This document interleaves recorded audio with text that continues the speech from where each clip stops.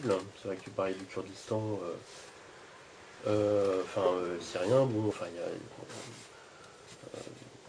dans la mouvance libertaire, on va dire, certains considèrent que par exemple ce qui peut se passer du côté des YPG, voilà, est intéressant. Enfin, les milices de femmes voilà, qui prennent en charge la communauté, qui à la fois sont soldates et militantes politiques en fait. C'est intéressant dans une région qui est quand même très axée sur le rôle du mâle, historiquement quoi. Donc il y a des embryons comme ça de révolte qui peuvent servir de point d'appui. Bon, pas pour dire que ici on n'aurait rien à faire, mais en tout cas je pense que c'est peut-être des idées, se dire bah tiens, si on se cherche comment dire, des pistes pour changer un petit peu les consciences ou la société, bah, il y a peut-être des idées à prendre à droite à gauche. Et peut-être une des idées les plus simples, c'est de se dire qu'il faut s'organiser, qu'il faut militer. Et au sortir de cette réunion-là, c'est bien là le problème. au sortir de cette réunion-là, c'est que chacun se dise bah tiens, demain je parle de la réunion à laquelle j'étais hier soir, par exemple. Enfin, je veux dire, chacun fait effectivement bien comme il le veut. Mais premier acte militant, c'est déjà de témoigner. Ce que vous disiez, enfin, en tant que, même strictement en tant que photographe ou que de journaliste, on pourrait très bien avoir un point de vue critique et dire ouais bon, il est de l'extérieur, etc. Mais non, c'est pas vrai, parce que c'est la diffusion de l'information, la communication, ça permet de dire que ça existe, c'est déjà rendre visible en fait une oppression, c'est déjà permettre à ces gens d'exister. Donc c'est déjà un coin en fait important, je trouve, dans le système, quoi. Parce que ça peut être pire, hein, le bien sûr. peut s'aggraver hein, si les gens ne parlent pas. Ah ouais, ça, les camps de concentration n'ont jamais existé. Les camps d'extermination n'ont jamais existé, donc demain on recommence, quoi. Ouais. Mais Marlene, du coup, par rapport au mouvement un petit peu sur Rennes, je sais pas si tu as un témoignage éventuellement à apporter. Je me suis rapprochée. Par rapport à la discussion, par exemple, entre le lien politique et humanitaire, quoi. Politique, pas trop. Hein. Je sais pas, du côté des groupes que j'ai fréquentés, il y a beaucoup de grogne, je trouve, mais je sais pas, j'ai entendu dire ils savent pas faire, ou ils savent pas. Là, ils sont bien dans l'accompagnement des gens, des migrants, mais ça va pas, ça va pas au-delà. Ils savent très bien, comment dire, démonter. Pourquoi un préfet réagit comme ça, retenir une phrase comme. Bah oui, finalement, on a rencontré des gens, des dirigeants quoi, de structures administratives qui avouaient finalement que non, c'était pas l'argent qui manquait, non, c'était pas les locaux qui manquaient, mais c'est la volonté politique qui s'oppose quoi, à la construction de plus de lieux d'accueil, etc. Ils ont entendu ça quand même, donc ça, forcément, ça fait bouger les gens quand même. Voilà, t'es obligé d'avancer d'un cran quand même quand on entend ça. C'est la volonté politique qui manque ou bien elle est différente? Pardon? La volonté, ça manque pas. Si la volonté politique qui manque, c'est pas la volonté. Elle manque pas. Elle est différente, quoi. Elle est volonté quand même, quoi. C'est une position de refus. Voilà, c'est ça. C'est une volonté qui s'affirme. C'est un refus qui s'affiche, quoi, qui est quasiment clairement énoncé. Et alors après, ouais, je sais pas, moi, je peux te dire là-dessus. Je réfléchis pas moi dans ces termes-là, quoi. C'est un peu compliqué pour moi. Et on en dit où en ce moment à Rennes, même si on reçoit nous sur des listes les informations, c'est le point aujourd'hui, c'est quoi? C'est le quoi le point de la. Si on fait un point sur la situation des migrants à Rennes. Il y a un afflux à Rennes de gens, de familles, familles avec enfants. Aujourd'hui, c'est cette dernière quinzaine, quoi, j'entends à toi. Oui, justement, oui, cette dernière quinzaine précisément. Oui. Beaucoup de gens qui arrivent et ils reçoivent plein de coups de fil à Etude et au MRAP. Et voilà, ils sont débordés. C'est un accueil de nuit de 30 places, mais ça, c'est loin de répondre à la situation de maintenant, là, de ces derniers temps. Est-ce que tu peux contextualiser d'où tu parles en fait? C'est dans des assauts d'aide aux migrants ou... Non, mais je les ai beaucoup côtoyés depuis l'ouverture du gymnase. Ça veut dire Du collège de l'Échange. Parce que c'était tout près de... C'était sur mon trajet. Et c'est pas rien de dire ça, parce que quand c'était à la poterie, je pouvais pas y aller. C'était trop loin. Bref, je pouvais pas y aller. Là, j'y pouvais y passer tous les jours. Ça change tout. Donc il se passe quoi là-bas? Il y a eu une occupation pendant 2 mois et 8 jours, je crois, d'un gymnase, par de 50 à 100 migrants à peu près, 95. Et des familles, des célibataires. Parce que c'est toujours très... ça change. Parfois ça change tout. Si on est en famille ou si on est célibataire. Les célibataires sont toujours les plus nombreux à se trouver à la rue. Ouais. Et puis, oui, c'est l'afflux des familles qui fait que on les loge prioritairement. La mère a 10 fois d'être à Lyon. Mais voilà, beaucoup de célibataires, eux, se retrouvent dehors du coup. Au gymnase, il y a eu un semblant d'organisation quand même, enfin une sorte d'organisation qui s'est faite, mais là où moi ça me mettait en souffrance, c'est que il y avait un peu de flicage quoi aussi. Ça passait pas. Il y a eu plusieurs choses que j'ai entendues qui ne passaient pas.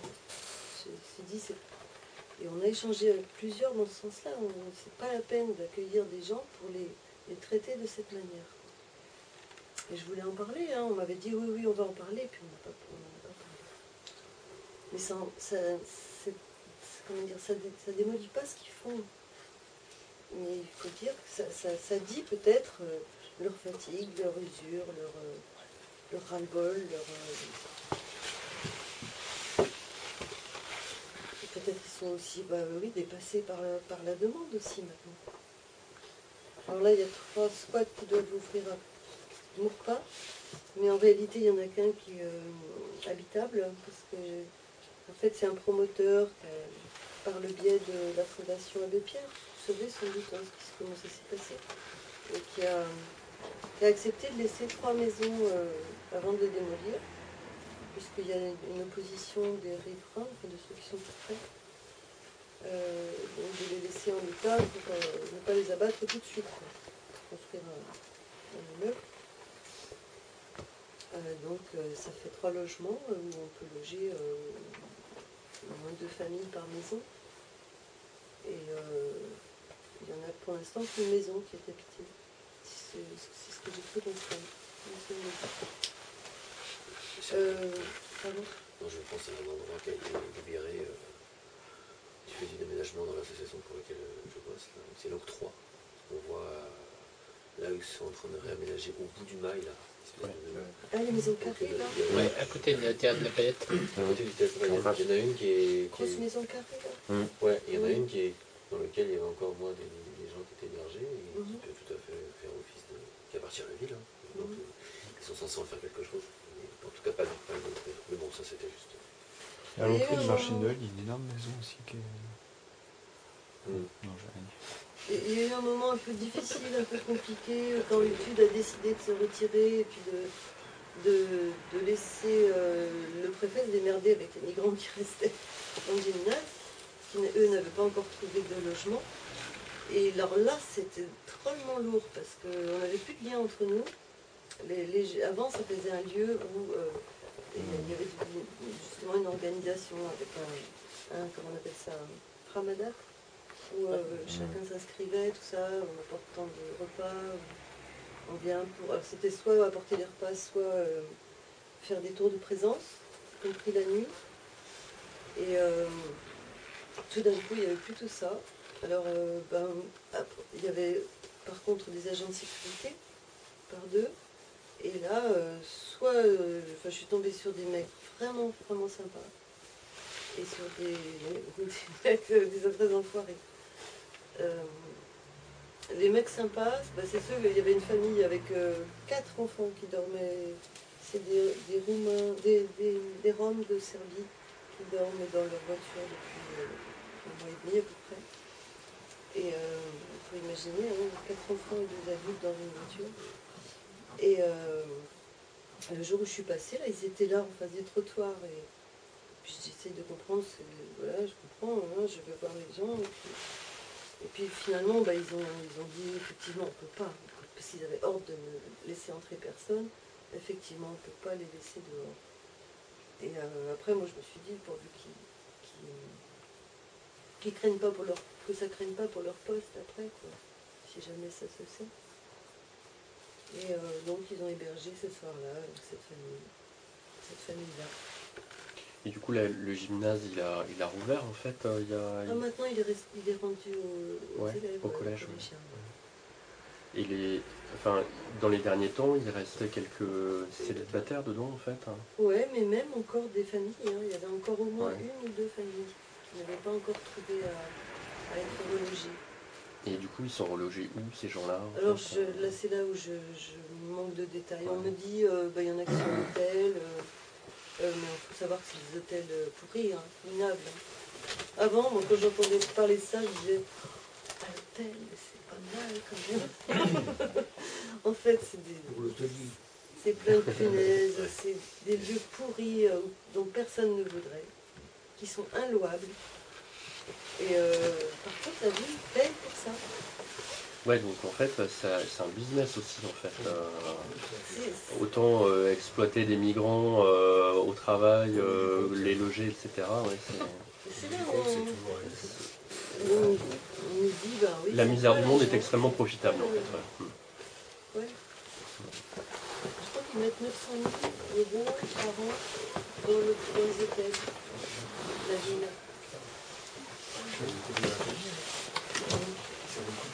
Ouais. Alors, ces histoires d'agents de sécurité, c'était vraiment... une barrière fermée à clé, tout d'un coup, tout d'un coup, tu peux plus entrer dans le gymnase et puis mettre un papier pour dire les repas, essayons de nous organiser quand même. Non, c'était fini tout ça. Ce sont des agents qui jouent vraiment au truc, quoi. Qui sont très respectueux de la mission qu'on leur a confiée et qui effectuent avec zèle. À un moment, je suis passée par-dessus la barrière. Madame, vous êtes sous ma responsabilité. Il y a des trucs marrants, ouais. Faut bien Comment Voilà. On a fait des repas à la maison de la grève avec quelques personnes du gymnase. Il y avait des côtés sympas aussi, ça. Du coup, en fait, pour la trêve hivernale, la situation des migrants, les 70, on va dire, qui étaient au collège, au gymnase, est assurée, en fait. Le préfet s'était engagé à les reloger, ceux-là. Ouais.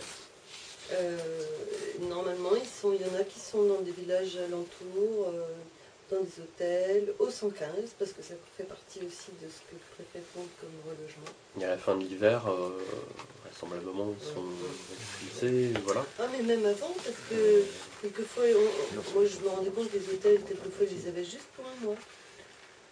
Au bout d'un mois, qu'est-ce qu'ils deviennent? Ils font quoi? Évoluer Ils cherchent à temporiser. Ouais, c'est juste pour...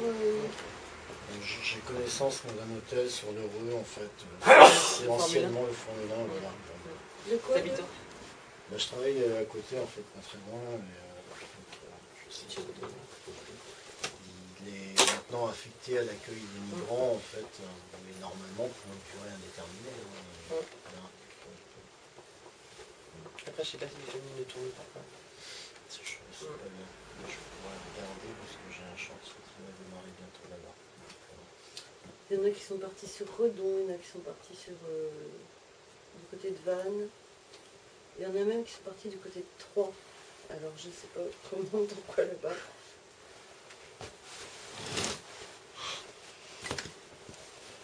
Alors ça faisait bizarre, ouais, parce que des liens s'étaient quand même créés, puis voilà, ça fait un éclatement là tout d'un coup de... Et ceux qui arrivent sur Rennes en ce moment, ils sont à la rue en fait? Ah bah oui, oui, ça continue, ouais, ouais. Oui, alors c'est vrai que moi personnellement j'assiste pas à ça quand je traverse pas beaucoup la ville de Nîmes non plus, mais je suis pas témoin de ça, à part cette famille là qui est venue vraiment se poser devant le gymnase en disant il faut vraiment qu'on dorme à cet endroit-là, quoi. Par ça, j'ai pas eu beaucoup de... Puis là, je suis plus maintenant beaucoup en lien avec l'étude, à part hier soir où on était devant l'accueil de nuit, quoi, qui réouvrait hier. Alors qu'avec un mois et 5 jours de retard. Ouais.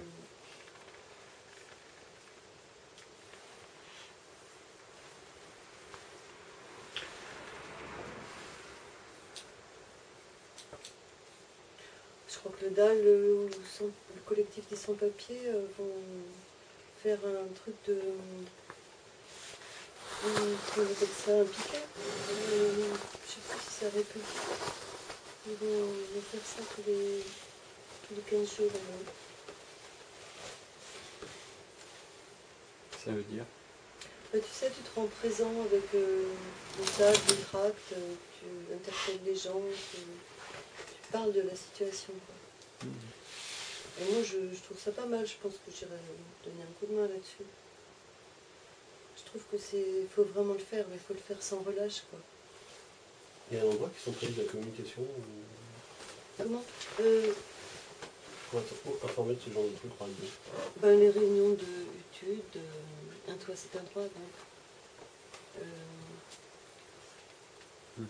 Ouais, Sur Intimédia ou sur... Démosphère, Non, ça. ouais. Rennes Longchamp aussi, je crois.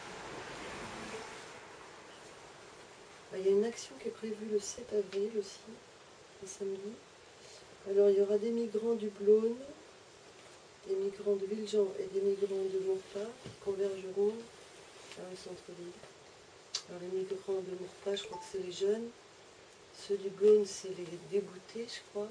Et ceux de Villejean, je ne me souviens plus. C'est quel jour, tu dis? Pardon? Quel jour, ça? Un samedi 7 avril. Samedi 7 avril. Oui.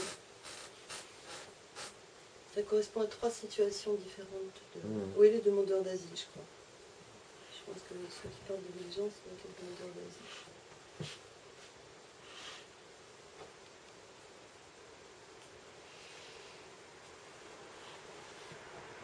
Après, c'est vrai quand on tracte les réflexions des gens, plusieurs fois, il y a eu des gens qui me disaient ben non, c'est pas possible. J'entends bien ce que vous me dites, mais c'est pas possible. Parce que eux sont dans une situation qu'ils estiment vraiment trop difficile. Ils me citent d'autres situations encore que les leurs, ils sont témoins, ils voient bien des petits vieux qui n'osent même plus sortir parce qu'ils ont la honte de manquer tant d'argent. Beaucoup de situations comme ça. Ça c'est revenu, ça vaut d'être noté, quoi.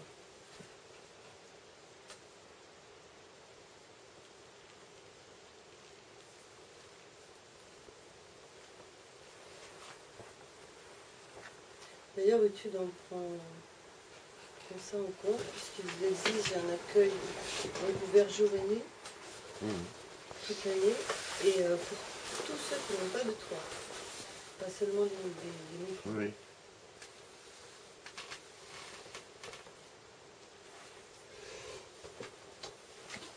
Bon, mais il y a quand même des petites victoires partielles parfois, là. Les 2 lycéens dont l'expulsion a été reportée, oui, c'est reporté. Ils finissent l'année scolaire, mais peut-être qu'après il y aura encore une petite victoire derrière. Oui. Tu veux dire qu'avec un peu de chance, ils vont redoubler? Non, c'est pas ce que je veux dire, non mais. L'année scolaire, c'est. Enfin, les lycéens c'était vraiment fortement mobilisés sur la question, quoi. Oui, j'ai pas été sur ce coup-là, mais ouais, c'est vrai que c'était chouette. ça fait du bien à tout le monde, je crois.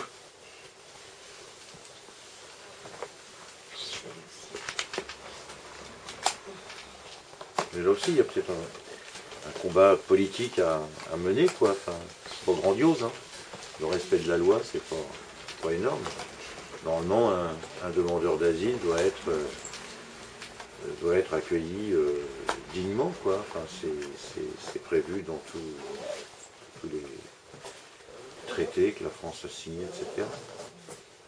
Quand tu parles de militer pour le respect de la loi, tu dis ça dans le cadre de l'association Non, bah oui, les anarchistes n'ont jamais eu de complexe à dire aux gens qui gouvernent, respectez au moins vos principes. Hein. Oui, on les combat jusqu'à les faire crever, mais respectez au moins vos principes. Quoi.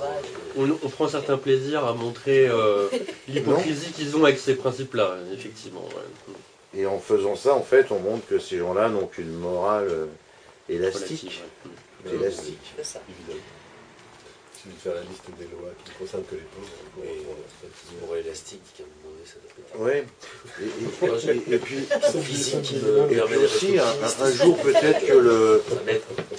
peut-être qu'un coup d'audace d'une municipalité fera avancer les choses, quoi. Ah, j'ai vu un film, là, il y a en Italie, là, un maire qui accueille des migrants dans la Calabre. Oui. C'est passé au Triangle et il y avait un Tanguy, un marin de l'Aquarius qui était là. Ah, surprise, c'était chouette de l'entendre parler, enfin chouette. Il n'y avait pas que des choses drôles à dire, hein, mais notamment par rapport à la Libye. Hein. Moscou. L'Aquarius, c'est le bateau qui récupère Ouais, des personnes en Italie. C'est ça. Oui, c'est pas l'autre. Et un deuxième. Le chaos peut toujours aller plus vite. C'est cool en fait. Une deuxième couche. C'est sûr.